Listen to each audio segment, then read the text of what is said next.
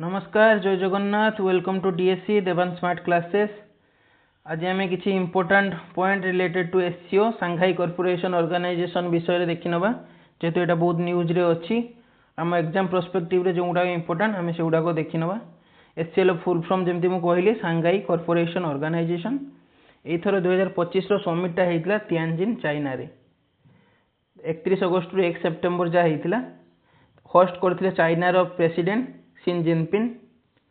Outcome होता Tianjin declaration को adapt कराइला। प्रथम थर पर एमती जो ग्रुप रे पाकिस्तान भी अच्छी चाइना भी अच्छी ता सत्वे आमर पहलगाम अटैक को से मेंशन कर डिक्लेरेशन रे मेंशन कर माने पाकिस्तान को वन टाइप साइडलाइन करने चेष्टा कर। तो जेहेतु ये आगुरी जानी राजनाथ सिंह जो जाते डिफेन्स मिनिस्टर मीट रे एससीओ से डिक्लेरेशन साइन करनथिले। आपन जदि न्यूज देखिए अलर्ट थे तो जानिथे कहीं से पहलगाम कथा मेंशन ही नथिला। तो इंडिया जेहेतु एथर इंडिया इंपोर्टेंस बहुत अच्छी तो डोनाल्ड ट्रम्प को सब पागलामी तो एथर पाकिस्तान थिले मध्य पहलगाम अटैक को माने मेंशन कराई जोटा कि आगुरी पाकिस्तान चाइना करेनी बहुत थर बंचे से सब आतंकवादी को यूनाइटेड नेशंस रे।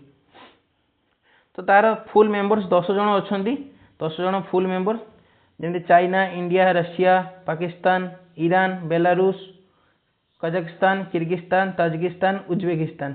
आपड़ एथर जानी जो अजरबैजान आर्मेनिया अजरबैजान जो झगड़ा हुए देखते आर्मेनिया प्रायतः इंडिया ताको सपोर्ट करे। अजरबैजान पूर्व पाकिस्तान बिन बहुत साहाय्य करथिला आम युद्ध बेले पाकिस्तान को तो सी भी गोटे मेंबर होगापी चेष्टा करथिला किंतु भारत ताको परमिशन देलानी। जब गोटे मेंबर भी मना करदे आ गोटे मेंबर से एड हो पारनी तो से ही है अजरबैजान ब्लेम भी ओपनली कर इंडिया आमको एड होगापी दौना।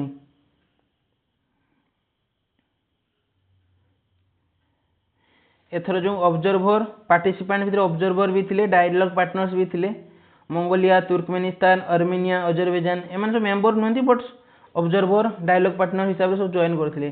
Cambodia Egypt Myanmar Maldives Nepal Turkey Indonesia Laos Malaysia Vietnam एति सब देश तो रिप्रेजेंटेटिव ताकर हेड जाइए।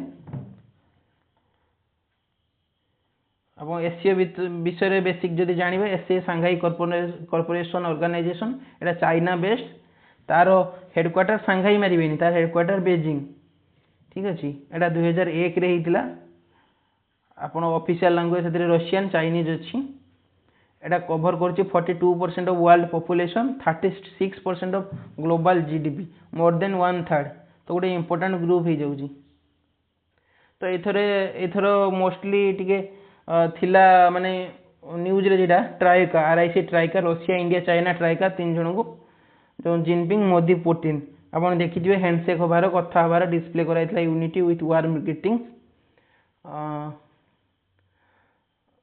Plan to set up SCO development bank Shanghai corporation organization development bank कहीं चाइना प्रपोज रखी गोटे। India PM stress security connectivity and opportunity को India प्रधानमंत्री ए स्ट्रेस देइचंदी।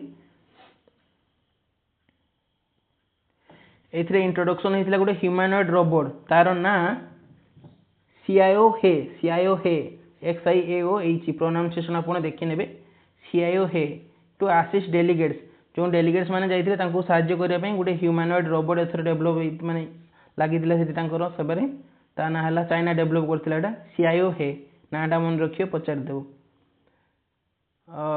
ये आग वर्ष होता आस्ताना कजाकिस्तान इस्लामाबाद पाकिस्तान मिसिकी होता 2023 इंडिया होता भार्चुआली इंडिया करता समय जेहेतु से समय इंडिया तार माने चाइना डिस्टर्बेंस बहुत चलता तो इंडिया को भार्चुआली करदेला। कोरोना से पलैलानी फिर भी इंडिया कोरोनार बहाना देकी भार्चुआली कर देइथिला। तो एतिकी इंपोर्टेंट पॉइंट थिला जहाँ एससीओ रिलेटेड या बाहर किसी पचार। थैंक यू जय जगन्नाथ।